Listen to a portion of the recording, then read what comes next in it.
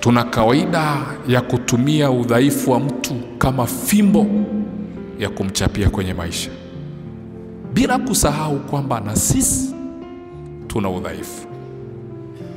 Vile unavyotumia udhaifu wa mtu kumchapa fimbo kwenye maisha yake, wewe una uhakika kwamba hata wewe huo udhaifu ulionao, iko siku watu watautumia kukuchapa fimbo.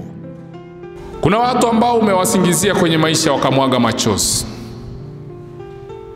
Yale machozi hayakwenda bure.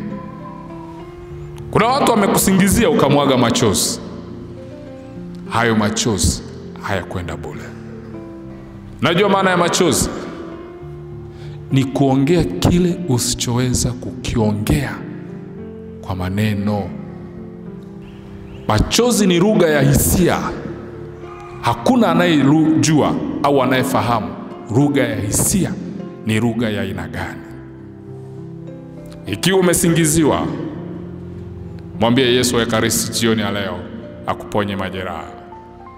Ikiwa umesingiziwa na unajua kabisa kuna maisha ya mtu nimeyaharibu, kuna maisha ya mtu nimeyachafua, kuna sifa ya mtu nimeichafua, kuna mtu nimesababisha amefukuzwa kazi, kuna mtu nimesababisha ameacha kusaidiwa kwa sababu yangu, kuna mtu nimesababisha ameachika kwa sababu yangu, kuna mtu nimesababisha ameshindwa kupewa msaada kwa sababu yangu, na unajua kabisa alistahili kupewa huo msaada, na wewe ukasimama pale kama uzibe.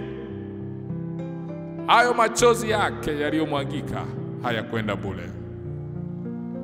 Inawezekana ni kaburi ambalo umelichimba mwenyewe, utalidumbukia mwenyewe, pengine na uzao wako utadumbukia humo humo.